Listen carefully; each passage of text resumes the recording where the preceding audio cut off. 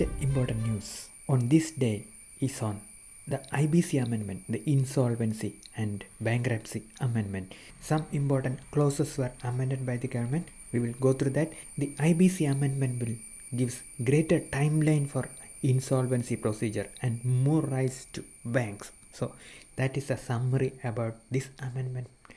The Lok Sabha has passed the Insolvency and Bankruptcy Code Amendment Bill 2019. Okay, the amendment brings 8 changes in the existing IBC law.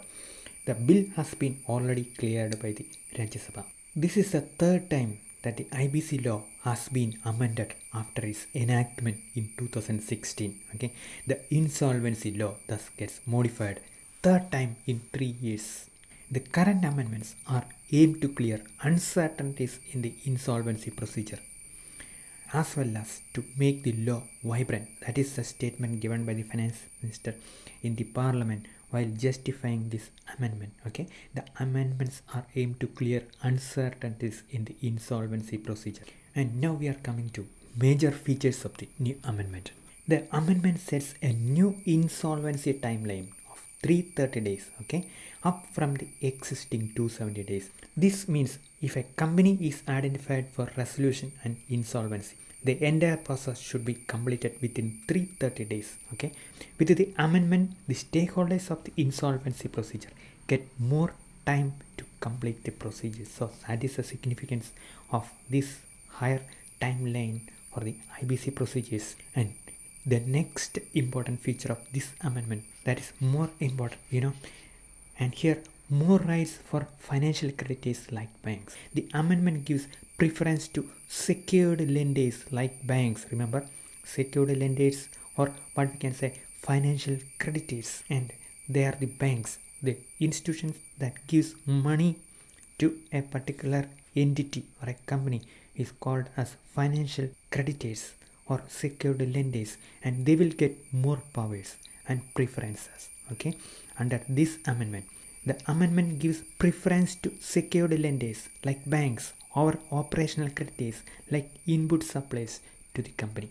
Okay, so banks will get more rights compared to operational creditors like input suppliers. So after this amendment, and here why the government has given more rights to banks, and this comes in the context of a recent controversy in the ArcelorMittal-Essar Steel case.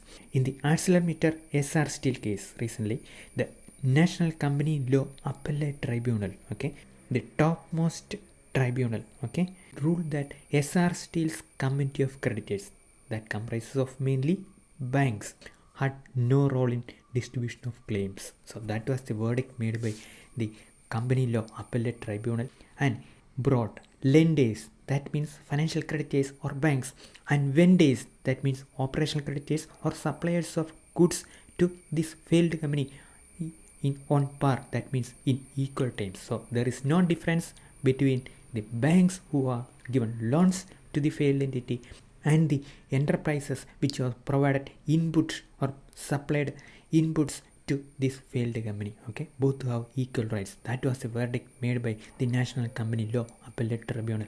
And here, what the amendment has brought, it has given higher powers to banks or higher rights to bank vis-a-vis the operational creditors.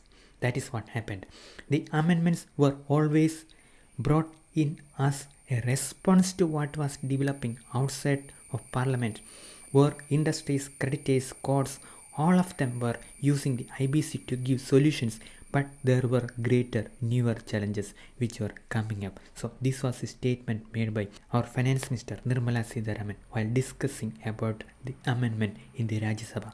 So the Finance Minister told that there were a lot of developments, including this verdict on the ArcelorMittal case. So to adjust with such verdicts and development, amendments should be made as a corrective measure. The bankruptcy court's equal treatment of secured creditors like banks and operational creditors like suppliers defeated the purpose and also the spirit of the act.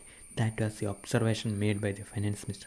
Understandably, you can get into the idea that the Finance Minister and the government doesn't like the equal treatment of banks and the operational creditors. So the government would like to give more preference or higher rights to the banks. That is why this amendment occurred.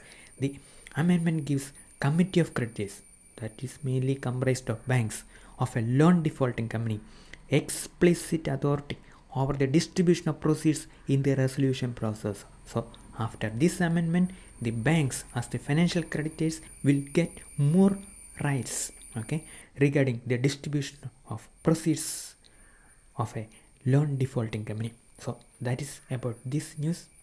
Thank you.